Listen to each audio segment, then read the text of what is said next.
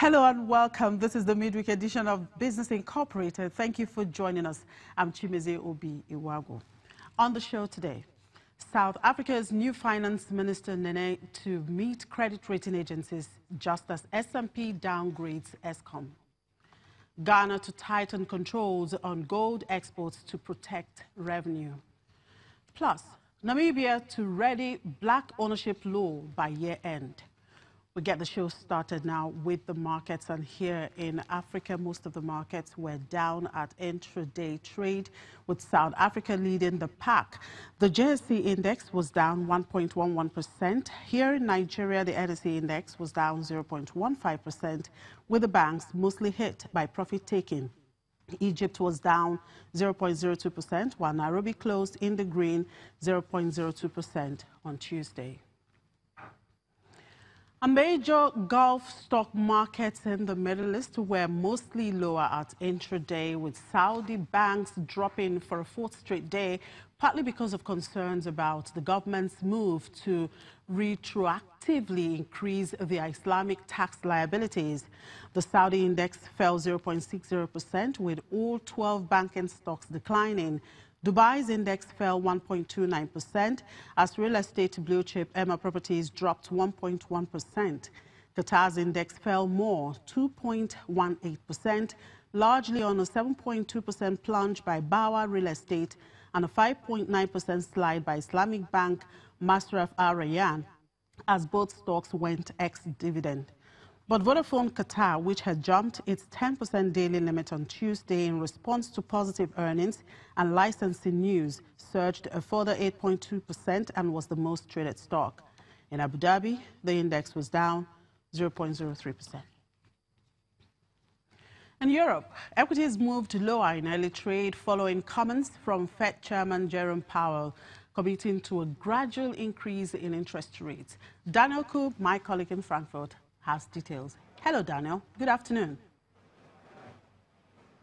Hi there, Jimmy. Beautiful afternoon to you. Hope things over there in Lagos are just great today. Everything is great, Daniel. So tell me, how is the market digesting Tuesday's new Fed Chief Powell first speech at the Congress?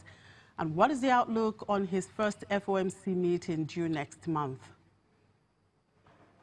They are not that excited, to be quite honest, Jimmy. We are also down here at the moment at the blue chip index DAX, not really dramatically, but yes, those comments made yesterday by Mr. Powell are not making investors too excited, because when you were closely listening to the words, it really seems to be the case that there could be even more interest rates hikes coming up in 2018 than some investors were expecting. They were pretty sure that 2 would most likely happen. Now it seems that 3, maybe even 4 could be the reality. And we remember from the correction that we have seen a couple of weeks ago on Wall Street that this is not very much at all appreciated by investors. They are fearing that with this other ways and methods to invest your money, for example, in traditional stocks or other investment, could be also more interesting, that as a result there could be less liquidity in the traditional equity market. And yes, that's the main reason, because on the other hand, not really many things were also happening here on the corporate side beside Bayer. We'll be talking about that in a second. That would bring the market down. But yes, they are concerned. Also, inflation data came in from the European Union at a level of about 1.2%. Remember that also the inflation target and deal and goal set by the ECB is at a level of 2%. So all of this is also not going to make Mario Draghi very excited today, Jimmy.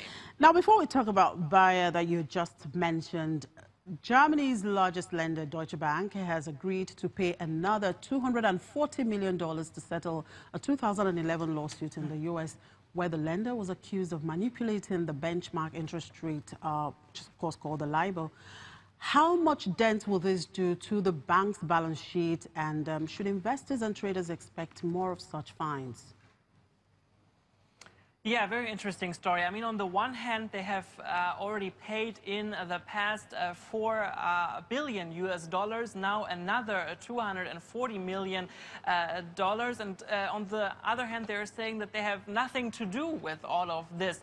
When you talk to investors here, also on my end, it kind of seems that this was kind of a settlement that was pretty much agreed in order not to pay even more. We remember that Deutsche Bank has been called in the past already as one of the most dangerous banks in the world because of all those pending lawsuits that we have ongoing and unfolding. During the last press conference, the CEO of Deutsche Bank said that most of those pending lawsuits were actually solved. But this is just yet another one, and investors are not very excited about this at all, even though they are saying that probably without the settlement, the bank would have probably, even had to pay more money. So it's kind of good and bad news at the same time, Jimmy. And that brings us to the story on Bayer, German pharmaceutical and life sciences company. That's another company whose earnings has been hit by the new U.S. corporate tax reform. Tie this to the upcoming merger Bayer has on the cards with America's Monsanto. Yeah, exactly. Well, this is going to be, in case it happens, the biggest merger we have seen here in German corporate history, worth more than 66 billion US dollars. Many investors have already said in the past that this merger, even for a company like Bayer, could be a little bit too big, could be a little bit too risky. Now we are hearing that there are still some problems. Most of the authorizations were given by authorities around the world. Still one very important, one very crucial is missing, and that's the one from the European Union. We are now hearing that the European Union at latest will be talking in April about that. That's also the reason why Bayer has announced that the merger most likely will take place in the second half of 2018. It was originally scheduled for the beginning of this year. Also, investors are not very happy about the general outlook for 2018. The outlook is pretty much going to be the same that we have seen in 2017. Not much growth is expected. Investors certainly were hoping for more, and they were also hoping more when you talk about the dividend of the company. Bayer announced that the dividend is only going to be about 10 cents higher compared to 2017. So, yeah, low dividend is not making investors very happy. Back to you in Lagos, Jimmy. Thank you very much, Daniel, for those updates. Enjoy the rest of the day. I hope to see you tomorrow.